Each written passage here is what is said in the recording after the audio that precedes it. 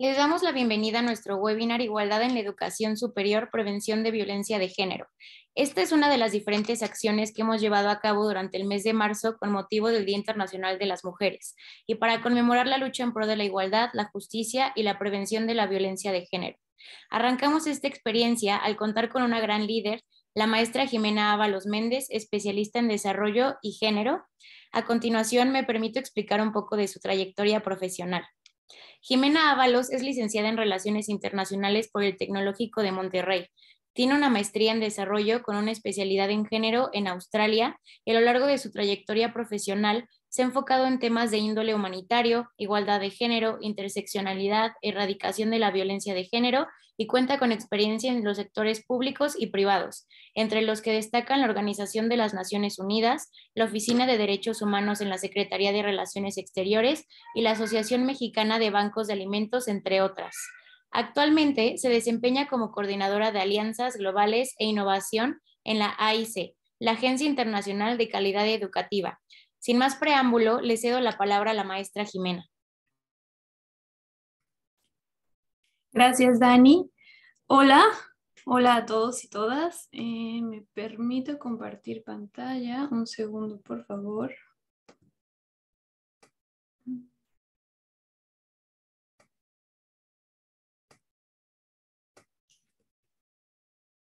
Listo. Bueno, espero todas y todos me puedan escuchar. Es muy raro este sistema en el que uno no ve a nadie y solo se ve a sí mismo, pero bueno, es lo que toca esta vez. Esta plática, Igualdad en la Educación Superior, Prevención de Violencia de Género, me gustaría lanzarla principalmente con una pregunta que deben de tener por ahí, que les debe de aparecer. ¿En sus instituciones cuentan con políticas de igualdad de género? Ahí tendrán las opciones múltiples. Por favor, ayúdenme a votar. Tienen estrategias de igualdad de género. Una vez que hayan votado, nos va a aparecer el porcentaje de personas que respondieron sí, no y el no sé. Dani, por favor, avísame. Yo solamente puedo ver las opciones múltiples, entonces, por favor, avísame cuando ya tengamos algunos votos. Sí, gracias. En un momentito los comparto. Voy a dar unos segunditos más.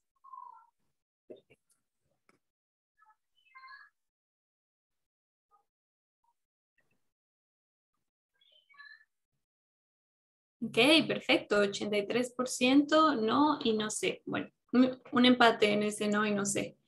Del 83%, más adelante me va a encantar escuchar y leerles qué tipo de estrategias y qué tipo de políticas tienen sus instituciones. Ahora, veamos un poco cómo se ve una educación igualitaria y qué es la prevención de violencia de género en ese sentido.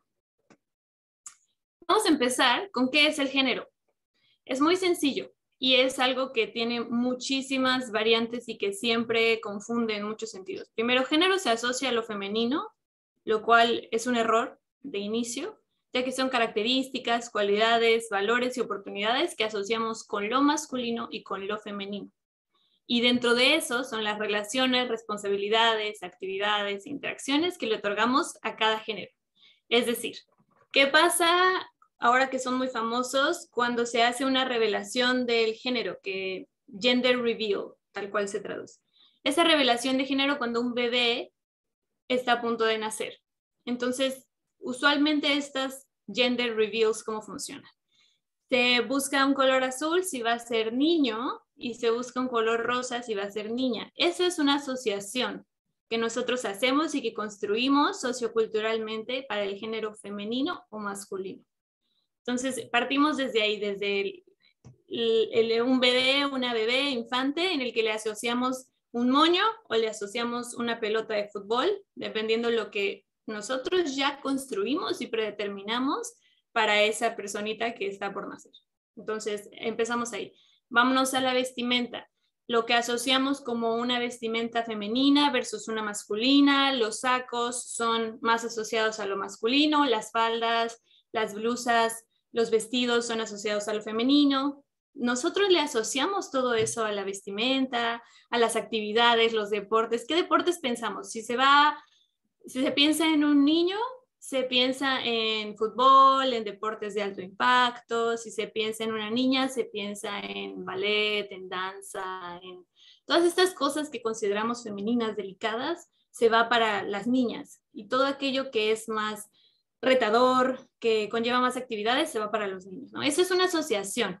Nosotros le asociamos una responsabilidad de una actividad de acuerdo al género que creemos. Y nos vamos más adelante. Eso es desde niños y niñas. Y no sabemos qué tanto impacto está teniendo hasta que lo vemos más adelante y estamos viendo que asociamos profesiones también al género. Entonces, si se piensa en una arquitectura, si se piensa en derechos, si se piensa en medicina, se piensa para los hombres. Y si pensamos en administrativo, en humanidades, se piensa para las mujeres, ¿no? Entonces, sociología, esas cosas de mujeres. ¿Cuántas veces no hemos escuchado que esas son carreras de mujeres y esas son carreras de hombres? Y seguimos avanzando con todo lo que esto implica. Entonces, espero que esto haya quedado claro, que el género es una construcción sociocultural que nosotros en sociedad hemos hecho y que se ha ido modificando con el paso de los años. No se queda estática. Ahora, estas asociaciones que ahorita estábamos comentando, ¿en qué impactan en el término de violencia de género? Listo. La violencia de género y la violencia contra las mujeres siempre van de la mano. ¿Por qué? La violencia de género es un problema sistémico que consiste en amenazas, daños físicos, simbólicos, es decir, discurso de odio, psicológico, sexual o económico dirigido a una persona por motivos de género. Es decir, tomamos lo que acabamos de ver de qué era el género, esta construcción que hacemos sociocultural, y ahora se viene un tipo de daño en esta rama de diferentes materias que se puede establecer un daño a una persona por motivos de género. Es decir, por ser mujer, discursos homofóbicos, por la preferencia o identidad sexual, orientación sexual, psicológico, control, porque yo considero que esa persona debe ser más sumisa. Todo esto es donde entra la violencia de género. ¿Por qué van de la mano con violencia contra las mujeres? Porque siempre la prevalencia de mayor tipo de violencia de género que hay es contra las mujeres. Es decir, por eso muchas veces van a leer que violencia de género equivale a violencia contra las mujeres. Sin embargo, no necesariamente, sino hay otros tipos de violencia de género, como ya los mencionamos, pero sí van a encontrar que donde se experimenta más ese tipo de violencia es hacia las mujeres. Entonces, ¿qué otros ejemplos tenemos? Matrimonio infantil forzado, tráfico sexual, esclavitud o violencia de pareja, ¿no? Íntima, violencia íntima o violencia de pareja. Discursos de odio. ¿Cuántas veces han escuchado, y ahora que acaba de pasar el 8M, feminazi? Eso es un discurso de odio. Ahí estamos ejerciendo violencia de género. Esa parte es la parte simbólica. Esa parte simbólica en la que uno tiene discursos homofóbicos o se expresa de una manera homofóbica o discriminatoria contra una persona por motivos de género, que entra toda esta construcción que habíamos hablado, toda esta identidad de género y orientación sexual, ahí es donde estamos ejerciendo un tipo de violencia de género. Ahora, ¿cuáles son las causas que vienen detrás de la violencia de género? Hay muchas, pero las principales que vamos a recabar en esta ocasión es la limitada participación de una población diversa en posiciones de poder, es decir, población LGBTQI+, poblaciones con discapacidad, población indígena, evidentemente población femenina. Estos son grupos minoritarios que en su mayoría vamos a encontrar o que no vamos a encontrar en posiciones de poder. En todas estas posiciones de poder es donde los vamos a encontrar de forma minoritaria. Vamos a encontrar a una persona indígena, vamos a encontrar, si bien nos va, a una persona con discapacidad, a una persona indígena, a una persona de raza negra o de alguna otra raza, vamos a encontrar una mujer, y todos estos grupos que solemos encontrar de forma minoritaria, ¿cómo se ve dentro de sus instituciones o dentro de esos organismos donde ustedes se desarrollan? Se ven como que la ponen por todos lados a esta persona. Entonces toman una foto y tráete a la mujer y tráete a la persona indígena y la ponen como primer mujer que llega a esta posición, como si fuera un gran logro mencionar que en 70 años una mujer ha llegado a la posición de rectora, a la posición de directora de carrera, etcétera, etcétera. Ese tipo de cosas es donde está una limitada participación y es una de las principales causas. ¿Por qué? Porque no tienes una perspectiva diferente, más lo preestablecido. Y lo preestablecido entre grupos y privilegios y grupos de poder sí llevan una carga idiomática muy fuerte en contra de ciertos tipos de géneros. Entonces, a eso lo conectamos con los roles de género rígidos y construcciones estereotipadas de la feminidad y la masculinidad. Es decir, en este punto tenemos algo muy importante. El sesgo inconsciente que nosotros tenemos, que es lo que les he venido hablando desde antes, ¿qué sesgo inconsciente tenemos respecto a quién debería de estar en qué posiciones? Cuando pensamos en una persona que practica medicina, cuando pensamos en un CEO, no pensamos en una CEO, pensamos que es masculino en automático. Asociamos la masculinidad a ciertas posiciones y cargos de poder. Entonces, esos roles de género son los que nosotros traemos estereotipados. Ahora, en esta parte de los roles y el sesgo inconsciente que nosotros tenemos se conecta el lenguaje, que mucho ha dado de qué hablar la parte del lenguaje incluyente. Muchas personas poco lo comprenden, pero sí lo critican. ¿Y cuál es el problema en esta parte? A la poca comprensión viene una crítica desinformada. Y esa crítica desinformada van a escuchar muchas frases, como de que es que el lenguaje incluyente más bien es que uno aprenda lengua de señas y aprenda a leer braille. Y todo eso está increíble, apréndanlo por sí mismos, no por un ataque a un lenguaje incluyente. Pero también viene conectado con una desinformación que es el lenguaje incluyente no es necesariamente aprender lenguaje de señas y aprender braille. Es que nuestra estructura gramatical, como muchas otras en el mundo, tiene femenino y masculino, que es una evolución cultural y como en otras partes, este tiene el poder de evolucionar de acuerdo a las normas sociales. En Suecia, en Alemania, en Finlandia, en muchos países lo que han dicho es, ok, yo le estoy asociando femenino y masculino y no le hago sentido porque muchas veces tengo errores gramaticales porque estoy haciendo o errores gramaticales o estoy haciendo sesgos inconscientes. Entonces, ¿qué voy a hacer? Voy a asociar uno neutro. Y eso ha pasado en muchas partes del mundo y no se vuelve una locura y no avientan el lenguaje de señas para todos lados. Y recordemos que los lenguajes son tan variantes, tanto que en Estados Unidos no tienes, en Estados Unidos y en general en otras angloparlantes o países angloparlantes, en ese idioma no tienes una diferencia masculina y femenina.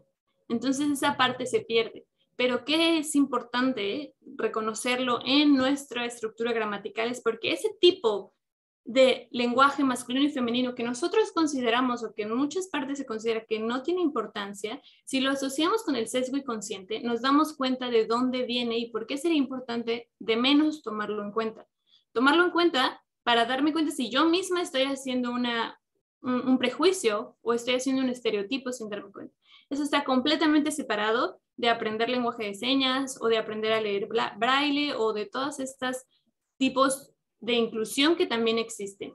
Eso también está conectado, pero no son exactamente la misma cosa. Entonces, esa parte hay que informarse antes de criticar. Ahora, un segundo. Continuamos con las causas. Acercamientos tradicionales al sexo, el género y la sexualidad. La sexualidad bajo el ojo de la pornografía, la masculinidad dominante y hegemónica, agresividad e hiperheterosexualidad. ¿Qué ejemplo podemos tener aquí? Primeramente, en general, desde cierta edad en adelante, adolescentes, niños, hombres se han acercado de una forma muy tradicional a lo que es el sexo, la sexualidad y el género, bajo este ojo de la pornografía. ¿Qué se ve en la pornografía? Se marca mucho una dominación y una sumisión. Entonces, esta dominación viene desde la parte masculina hacia la parte femenina. Se marcan muchas cosas que están erradas en ese sentido. Una de esas principales cosas es un tipo de sexualidad bajo la penetración, por ejemplo, ¿no? La masculinidad dominante, hegemónica, que es es dura y que la mujer recibe un tipo de sexualidad y un tipo de placer y no se sale de ese sector. También que se marca muy objetivizada a la mujer en este tipo de acceso a pornografía. ¿Y eso qué genera? Que uno piense de alguna manera o que se haga una creencia de la idea de el mundo exterior, tomándolo de la pantalla hacia el mundo exterior y hacia sus relaciones interpersonales. Agresividad e hiperheterosexualidad. Eso lo vemos y lo consumimos todos los días y no necesitamos simplemente acceso a pornografía. Vamos a tener un ejemplo. ¿Alguno o alguna de ustedes, o en general la población que está escuchando, ha visto la película de 300? La película de 300, que está basada en la mitología griega y cuenta la historia de Leónidas y de los 300 guerreros que pelean contra Cerces. En esta película, a pesar de las diferentes cosas erradas que tiene de la historia, como en todas las películas al final tienen mucha ficción, una de las cosas de ficción más grande es la hiperheterosexualidad que marca en Leónidas y en general en todos los guerreros que aparecen, que es esta relación tan marcada y tan fuerte sexual con su pareja, con su esposa, que es la actriz de Game of Thrones. ¿Alguna vez la vieron? Entonces, en esta relación marca una heterosexualidad total. ¿Cuál era la realidad detrás de estos guerreros? Estos guerreros eran bisexuales en su mayoría u homosexuales, porque realmente en la antigua Grecia no estaba penado como ahora, ni estaba estigmatizado, ni estaba de una manera tan fuerte criticada la diversidad sexual en cuestión de orientación sexual. Para nada, al contrario, muchas veces las mujeres eran comparadas con cabras o con objetos, entonces realmente, pues donde había mayor, llamémosle privilegio o mayor poder, era en una relación con otro hombre que se veía como su igual. Entonces, los 300 guerreros se dice que eran tan fuertes porque eran pareja una del otro. Entonces, eran tan poderosos porque no solamente estaban peleando por su tierra, por su cultura, por su país, por su poderío, estaban peleando porque estaban protegiendo también a su pareja, a su mate, a su pareja de vida. Entonces, eran así de poderosos porque ahí tenían al amor de su vida que estaba con ellos y que era una razón más poderosa de no fallar, ¿no? Entonces, esta parte se omite totalmente. De repente te dan unas ideas en la película, pero se omite realmente. Y mucho de eso se ha ido omitiendo en la historia y se ha ido cambiando para mostrarnos la heteronormatividad, que es la que se domina principalmente o se promueve principalmente las relaciones heterosexuales. A eso se llama heteronormatividad. Entonces, una vez más, eso lo sumamos a nuestro sesgo inconsciente, eso lo sumamos a nuestra construcción cultural, a todos los roles que nosotros establecimos y a que la heteronormatividad es regla. Y entonces, cuando viene algo que nos hace choque a todos estos conocimientos preestablecidos, eso nos choca. Nos choca y creemos que no es así, que la historia no ha sido así, que nunca ha sido así, pero realmente es que no hemos tenido acceso a más información de lo que vemos hasta aquí. Entonces, creemos que no debe ser así. Ahora, vámonos ya tenemos todas estas causas, ya sabemos qué es la violencia de género, ahora vámonos a las cifras de cómo impacta la violencia de género en la vida diaria. Las personas con mayor probabilidad de experimentar violencia de pareja, íntima y sexual son mujeres jóvenes, que es lo que les decía, por eso se iguala con la violencia contra las mujeres, y principalmente grupos dentro de la población LGBTQI+. Ahora, vámonos a los datos duros. En el primer trimestre del año pasado, 33,000 mujeres fueron víctimas de violencia de género. Recordemos que violencia de género incluye varias ramas. Ahora nos vamos directamente a la forma más fuerte que existe o la forma final de violencia de género, que es el asesinato. 1,004 asesinatos fueron catalogados como feminicidios al cierre del 2021. No tenemos tiempo para meternos a qué cataloga un feminicidio, pero son diferentes cosas dentro del tipo de asesinato, los factores que están dentro de la situación para catalogarse como feminicidio. Cabe destacar que en México, las diferentes herramientas que existen para catalogar feminicidios se sabe que son fallidas, se sabe que fallan constantemente, se sabe que hay un gran número de asesinatos de mujeres que fallan en catalogarlos como feminicidios, aunque tienen muchas de las características que deberían ser consideradas. Entonces, tomemos ese número como un número base, pero no el último, no el final. Y aún así, no sé cómo no nos vuela la cabeza que 1,004 mujeres hayan sido asesinadas en 2021 bajo esa categoría y pensar que faltan muchas otras. 11 mujeres son asesinadas al día, de acuerdo al Observatorio Nacional del Feminicidio en México, y eso que trae una parte de victimización y una parte de entender que la violencia sí tiene género. ¿A qué nos referimos? Cuando uno dice que sí tiene género, hay una serie que me gusta mucho que se llama Sense8, que esta serie está en Netflix y esa serie tiene una temática LGBTQI+, y tiene unas conversaciones impresionantes, llenas de información, que la verdad pocas series están tan fuertemente marcadas con cada capítulo y cada frase tiene una cosa detrás que es impresionante y vale mucho la pena verlo. Y en una de esas hay una parte en la que le dice, es que cuántas asesinatos en masa hay en Estados Unidos, es impresionante. Y una de las personajes le contesta, claro, es que es obvio, o sea, no, si nosotros analizamos los asesinatos en masa, nos damos cuenta que muy pocas de las perpetradoras son mujeres. Es un número ínfimo, menos que nada, pero mayoritariamente de los perpetradores son hombres. Y le contesta, claro, porque la violencia tiene género y el género es masculino, pero no necesariamente, o sea, hay toda una maquinaria detrás que ha hecho que la violencia tenga género masculino. Y ahí es donde entra la importancia de erradicar la violencia de género dentro de nuestros sectores y dentro de nuestras instituciones, porque no solamente afecta a las mujeres, también afecta a los hombres. En este caso es que los hombres tienen una tasa de suicidios más alta, pero por mucho, 10 contra 1, los hombres se suicidan mucho más que las mujeres. Las tasas de depresión, la presión social, hay una falta de credibilidad hacia los hombres que sufren depresión o que tienen problemas de salud mental y una falta de acceso a sistemas de apoyo. ¿Por qué? Porque todos estos roles preconstruidos se han asociado únicamente para la debilidad, para lo femenino. Entonces, hombre, ¿tienes depresión? Tú no puedes tener depresión. Los hombres no lloran, los hombres no van a terapia. Eso es para mujeres, eso es para infinidad de términos que podemos escuchar una y otra vez y que estoy segura que todas y todos hemos escuchado alguna vez. Ahora, ¿qué pasa ahí? También se les asocia por estas reconstrucciones socioculturales un rol de proveedores, de fértiles, de viriles, altas expectativas patrimoniales. ¿Cuántas veces no han escuchado que para tener una pareja tienen que darle más de lo que su papá les dio a ellas? Es una locura, pero es real y toda esa es una carga sociocultural.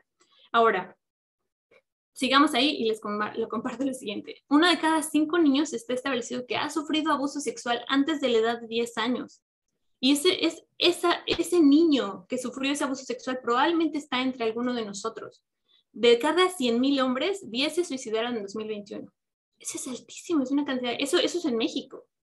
Ahora, y finalmente, violación. Casi no hay tasas de violación masculina o hacia hombres porque no se reporta.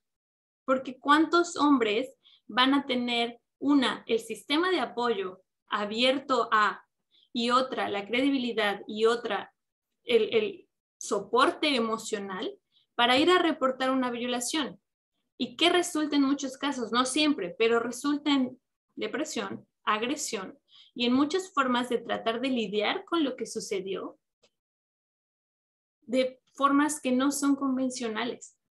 Y esta violación no hablamos de abuso sexual en la etapa infantil, hablamos ya de, llamémosle sexo no deseado. Hay un estudio de la New York University que checó con estudiantes de universidad cuántos de ellos reportaban haber tenido como su primera vez sexo no deseado, en otras palabras, violación. Y reportaban números altísimos. ¿Pero qué decían? Nunca lo reporté, nunca lo diría, porque se asume que un hombre vive, piensa, come, respira sexualidad. Entonces, ¿cómo voy a reportar que yo no me sentía listo para tener mi primera relación sexual, que yo no quería, ¿no? Entonces, todo esto, pues son estos esquemas bajo los que estamos metidos socioculturalmente en los que los hombres no pueden, no tienen derecho a decir, ¿no? O sea, es una locura. Y aunque las mujeres presentan, por ejemplo, conductas más suicidas, eso sí, más conductas suicidas, perdón, los hombres son los que lo llevan a cabo de forma efectiva, de forma final, a nivel mundial. A nivel mundial no se puede discutir. Los hombres se suicidan mucho más. Y debe de haber una pregunta detrás de esto. ¿Por qué? ¿Por qué hay más problemas para que los hombres tengan derecho a expresarse? Y todo esto se carga con la importancia de la erradicación de violencia de género, porque hablar del lenguaje, abrir el tema diversidad de identidad de género, de orientación sexual, todo eso empieza a abrir nuevas conversaciones donde los hombres también van a tener espacios importantes. Esa es la importancia del feminismo y de las políticas de igualdad, no dejar a nadie atrás. Entonces, ahora, si nos vamos entrando, quería que escucháramos un poco de dónde venían las causas detrás y cómo se veía. Ahora, entrando les dejo este nombre de este informe para que cada uno y una de ustedes vaya, se meta, lo busque y vea las cifras que hay. Este tipo de cifras es otra parte que tenemos nosotros que erradicar o que tenemos que encontrar. Este informe de desigualdad de género sigue siendo un problema universal, es lo que afirma, no hay duda. Pero este informe salió en 2021, el año pasado, para que lo puedan revisar. Y aunque ahí vemos las cifras, me costó mucho trabajo encontrar esa imagen y veo que se sigue viendo pequeñita. Pero en esas cifras, como en corto, lo que dice es que hay mucha desigualdad en mujeres investigadoras, en mujeres líderes en la academia, en todas estas posiciones de poder, en acceso a ciencia y tecnología, todas estas carreras STEM. En corto, sigue habiendo una desigualdad muy clara que no se va a cerrar, una brecha que no se va a cerrar pronto, pero también que está muy marcado. De entrada, el mismo reporte está marcando estos roles preculturales, o sea, culturalmente construidos. Vemos que del lado de la mujer es el cabello largo, del lado del hombre es el cabello corto, el color azul, el color morado, en este caso lo pusieron rosa, qué bueno, pero vemos esta diversidad marcada inclusive por estos informes o estos entidades que deberían de ser las que buscaran algo más neutral. Evidentemente nos ayuda a la asociación directa, pero es importante que nosotros nos pongamos unos lentes que nos hagan estarlo viendo constantemente. Entonces, este informe les invito a que lo vean, lo analicen, se den cuenta cómo sigue siendo un problema universal y después se cuestionen qué estamos leyendo, qué estamos viendo. Ahora, desde la perspectiva propia, mía, de investigación, y en línea con diferentes políticas que he ido investigando que hay aplicadas en el mundo, en los lugares que se ven más igualitarios en la educación superior, vamos a ver cómo se ve la igualdad en la educación superior. De acuerdo a lo que la investigación arroja es que se ve como un ambiente seguro que tiene servicios de apoyo incluyentes y neutrales para personas de todos los géneros y sexualidades. Ahora, ¿esto en qué se traduce?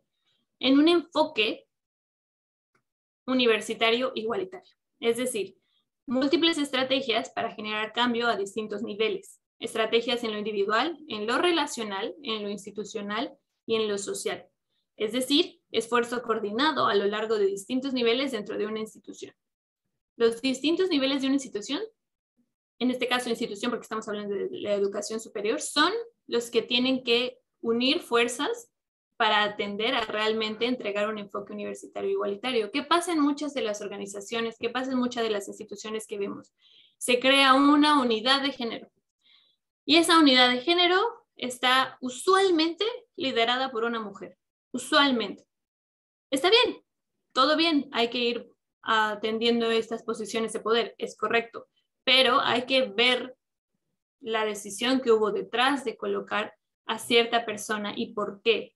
Y ahora el departamento tiene los suficientes fondos para atender las políticas, qué tipo de acciones se llevan a cabo, las diferentes ramas dentro de la institución o los diferentes departamentos están incluidos en las políticas que se llevan a cabo, hacen cambios también al interior con base en este tipo de iniciativas que tiene la unidad de género o la unidad de atención a acoso sexual. Todas estas unidades no deberían de trabajar de forma solitaria, debe de haber una unión. Así es como se ve. La universidad que tiene el índice más alto en los Objetivos de Desarrollo Sostenible, el más alto en igualdad de género, es una universidad aquí en Australia. Ni siquiera es en la que yo estudié. Es una universidad que es de ingeniería.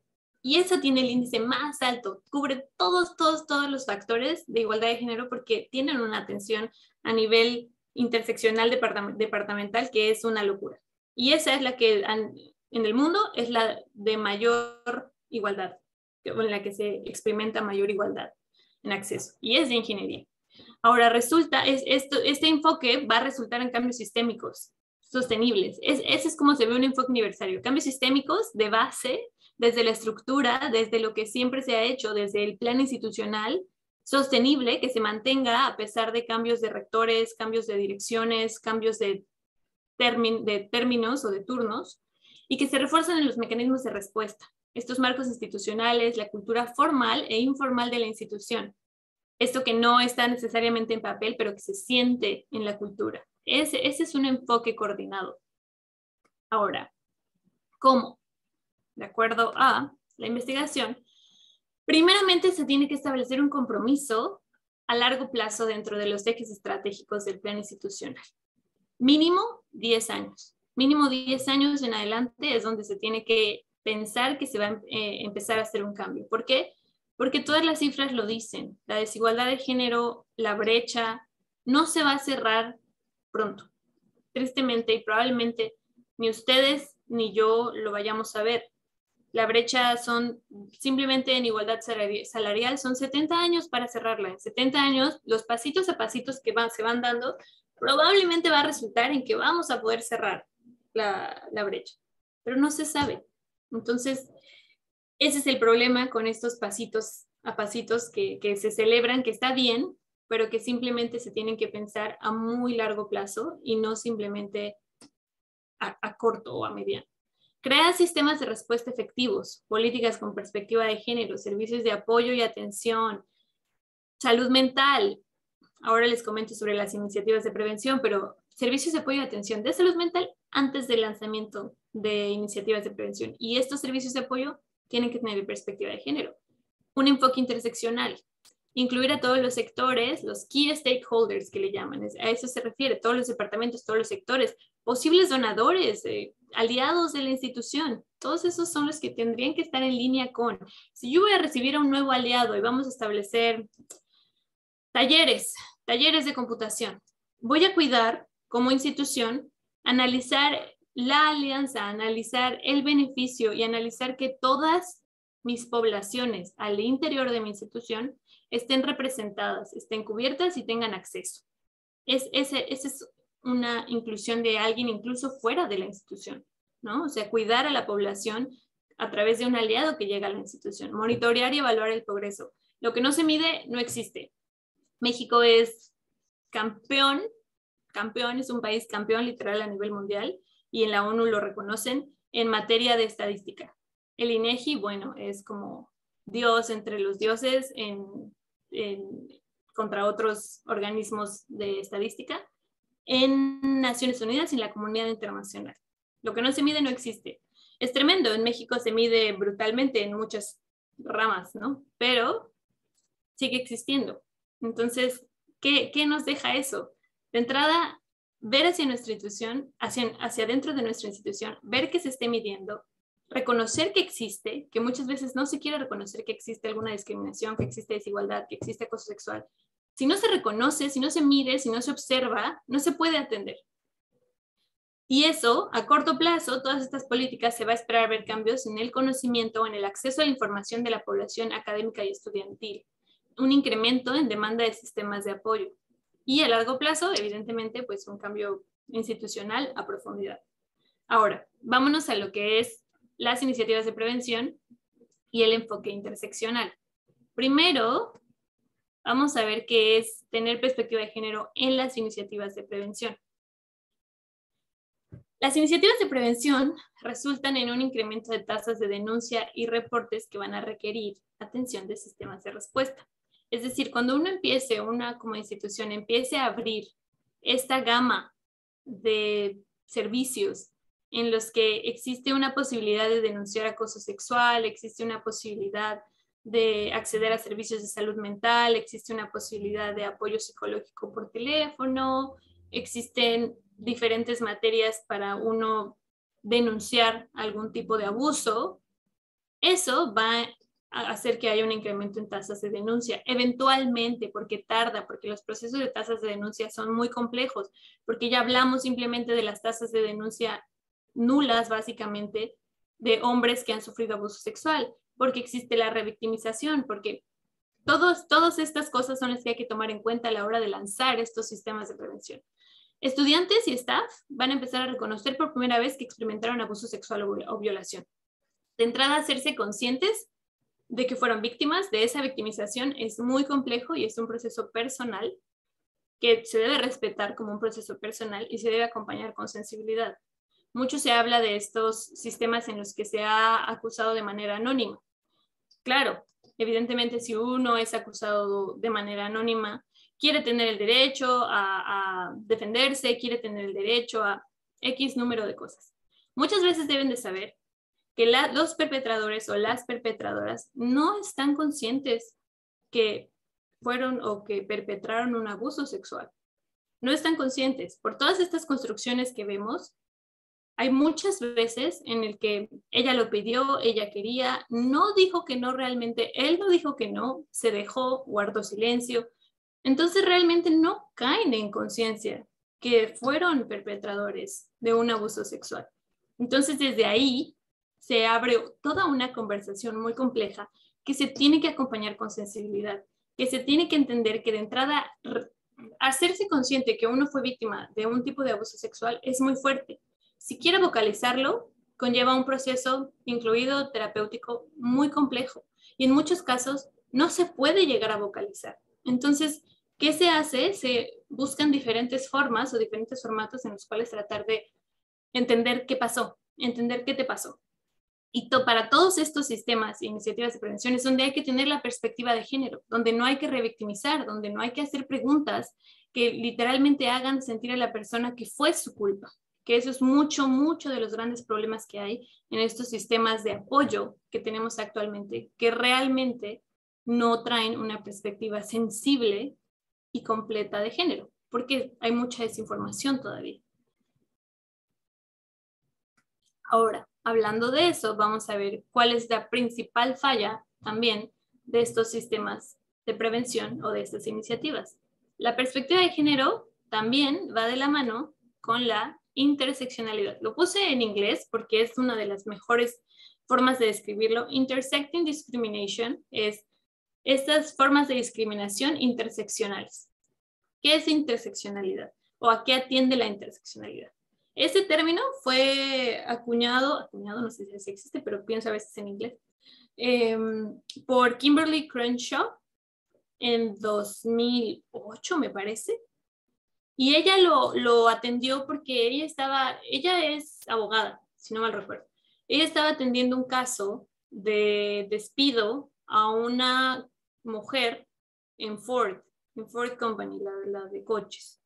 Y en este caso del despido, ella se dio cuenta, analizando todo el caso de ella, se dio cuenta que habían factores que eran interseccionales a su despido, que era mujer, que era negra, y me parece que había una parte de orientación sexual, no recuerdo muy bien, pero ella lo acuñó por esas tres razones y dijo, bueno, hay que analizar por qué, ¿no? O sea, qué cosas tocaron o qué cosas se entrelazan, porque no simplemente es un despido, sino qué hay detrás el despido particular de ella, que fue notorio por casos particulares del caso, pero ella se puso a analizarlo y sacó un artículo académico, donde hablaba o donde acuñó el término de interseccionalidad, y es la desigualdad como resultado del racismo, la homofobia, el ableísmo, que es ableísmo es como cuando nosotros nos olvidamos de que existen personas con discapacidad porque nosotros tenemos las habilidades básicas, motoras o intelectuales,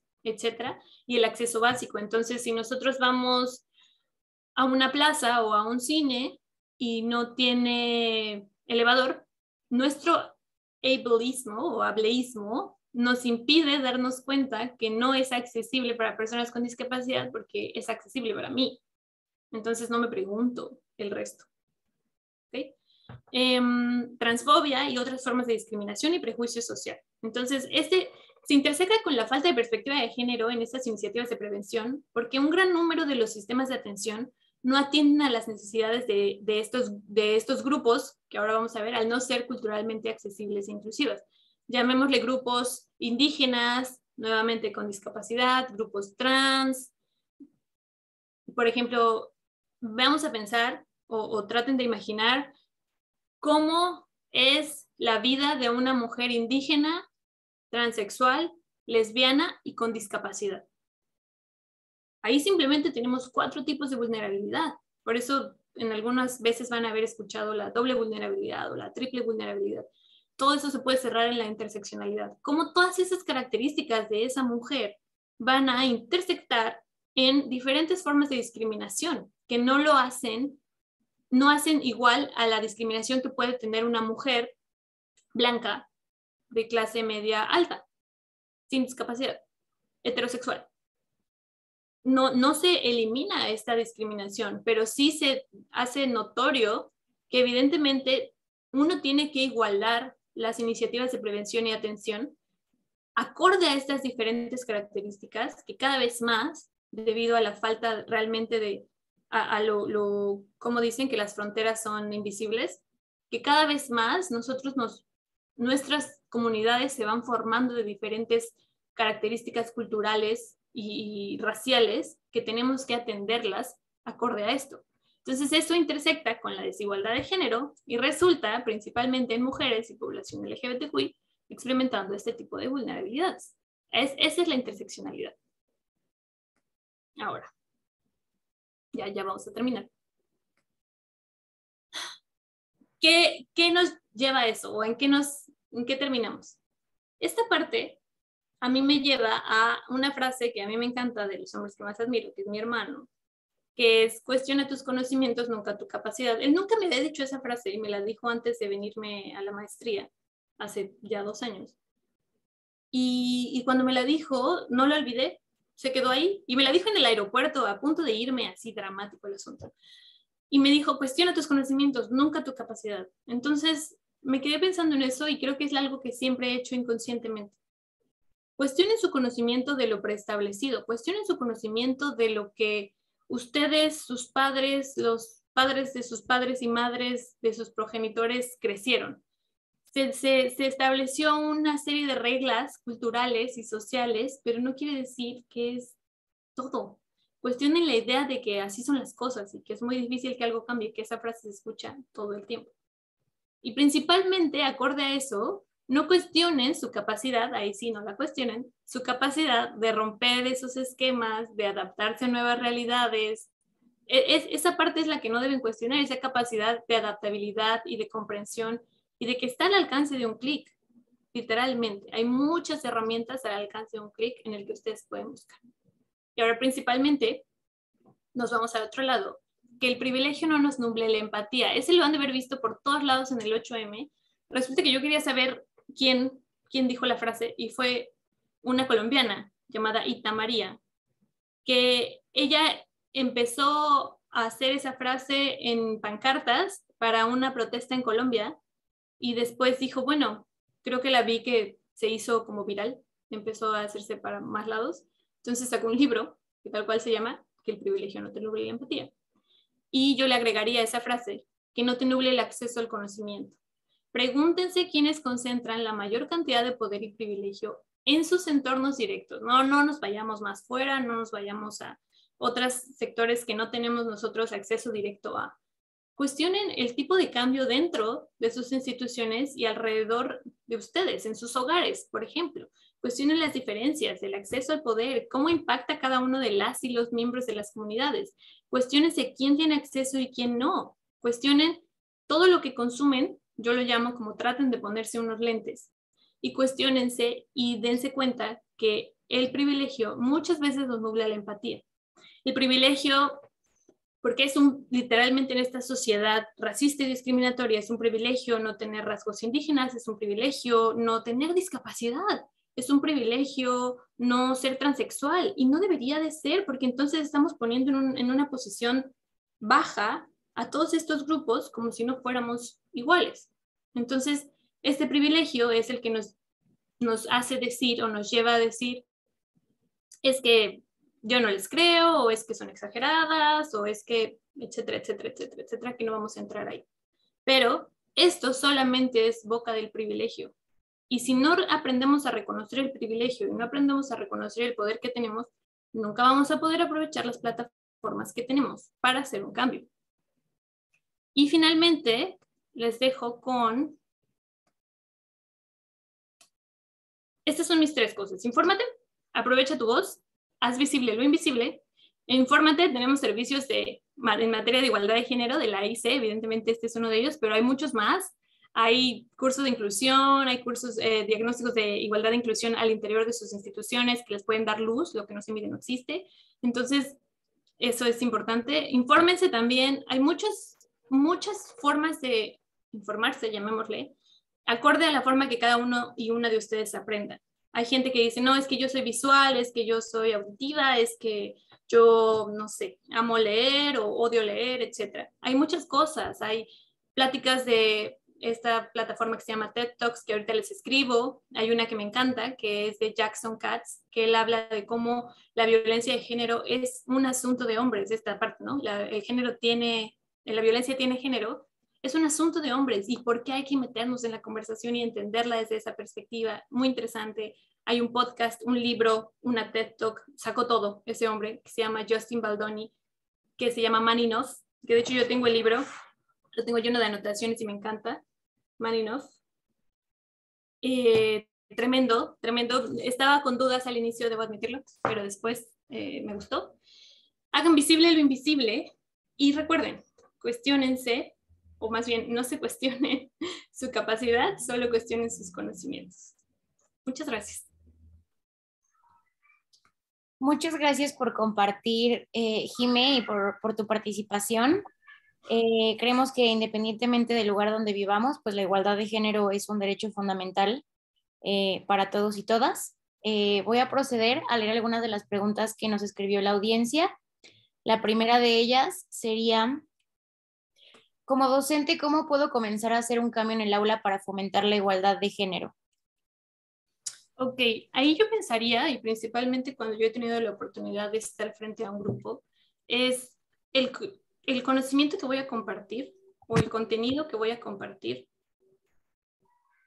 verlo con ojos o verlo con lentes de género. ¿Qué estoy compartiendo? Estoy compartiendo, por ejemplo, esta historia está por todos lados, en la que en una clase estaban contando cómo se creó el calendario y estaban contando que había un calendario y que la primera forma de calendario que encontraron tenía 28 días marcados.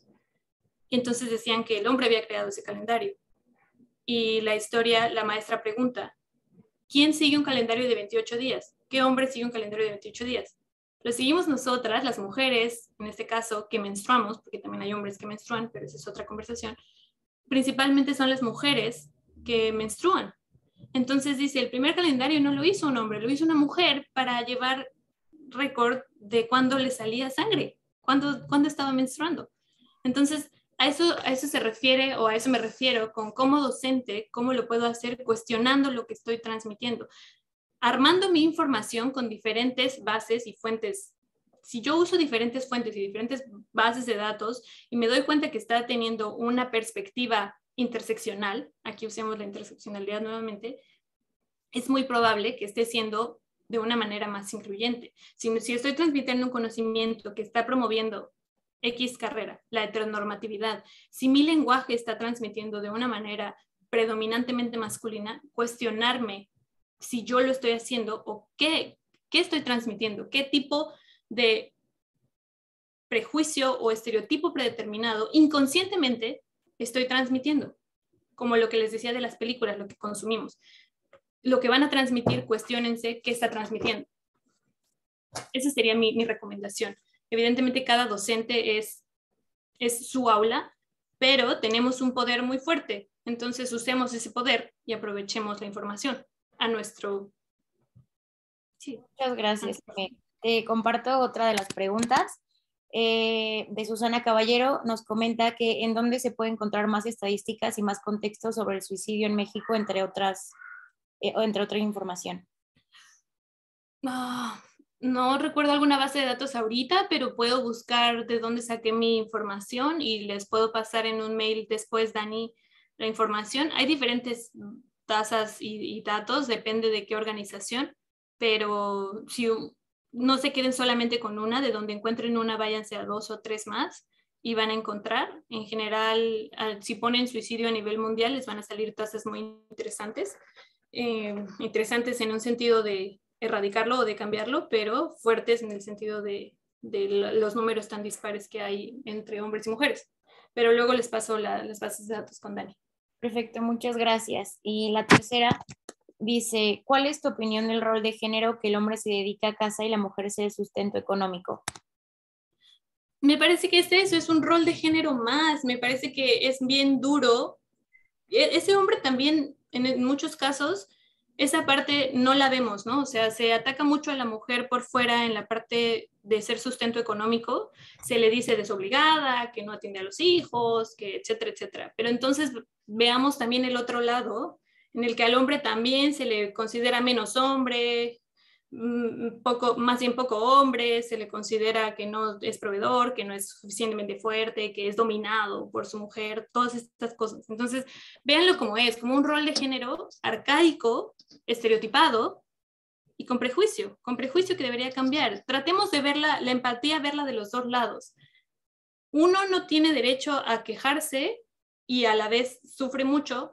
La otra de alguna manera tiene más espacios para abrir la voz y también sufre mucho. Entonces simplemente es darnos cuenta que el rol de género está afectando a ambas partes y que simplemente es eso, es un rol de género. Y aunque es bien difícil en esta sociedad, tratar de simplemente combatirlo con el día a día y en familia. O sea, a mí me parece una tontería, ¿no? Pero es un rol de género que está construido en la sociedad. Entonces, véanlo como eso, un rol más de género que no tiene sentido, que eventualmente se debe de acabar, ojalá, y que tratemos de ponernos los lentes cada vez que lo analicemos. Nos demos cuenta que no es nada más que una construcción social. Perfecto, muchísimas gracias. Hay bastantes mensajes donde te felicitan por tu exposición, porque fue bastante informativa, bastante amena. Y pues nuevamente muchísimas gracias, Jimé, por acompañarnos en este espacio. Y pues desafortunadamente hemos llegado al final. Tenemos la certeza de que el webinar fue de mucha utilidad para todos y todas las aquí presentes. Los invitamos pues a seguirnos en nuestras redes sociales para tener mayor información sobre futuras iniciativas y de este tipo de eventos. Les compartimos aquí en el chat el correo de contacto del CASECA y la AIC en caso de que tengan algún interés o duda en alguno de nuestros servicios. Y pues creo que eso sería todo de nuestra parte. Muchísimas gracias por acompañarnos. Gracias, Jime. Dani, ¿puedo decir algo pequeñito y ya? Claro, claro, adelante. Muy pequeñito, es muy pequeñito. Hace rato se me fue por la idea de la conferencia, pero les quería decir algo importante. Aparte que esos son roles de género, piensen que cada persona o cada individuo tenemos la libertad de. Yo no quiero nunca que se vayan de una de mis pláticas con una idea de que el rosa para las niñas está mal, el azul para los niños está mal. Simplemente quiero que se den cuenta, que no estemos nosotros construyendo o imponiendo esos roles de género y esas construcciones en otra persona y que nos demos cuenta que es la libertad de. A mí me encantan ciertos colores, me encanta el rosa, he tenido el cabello de todos los colores y sabores y chiquito y largo y el punto es la libertad de. No hay una regla, no hay algo malo, no hay algo bueno, pero es la libertad de. Entonces, sí me parece importante que se lleven ese mensaje. La libertad de expresión y la libertad de expresión, me refiero a nuestra forma en quienes somos, es eso, es libertad. Y eso busca el feminismo y eso busca la igualdad. Entonces, tratemos de darnos cuenta cuando nosotros estamos inconscientemente imponiendo o imponiéndonos roles de género y construcción y tratemos de darnos cuenta cuando es simplemente nosotros. Eso quería decir. Muchísimas gracias, Jimé. Nos dicen que si este webinar lo vamos a publicar, sí, va a estar en nuestro canal de YouTube y aquí les dejo el link de nuestra página de Facebook donde se transmitió en vivo. Lo pueden ver en cualquier momento y pues nada, eso sería todo. Muchísimas gracias, Jimé. Muchísimas gracias a todos y pues seguimos en contacto. Gracias. Bye, bye.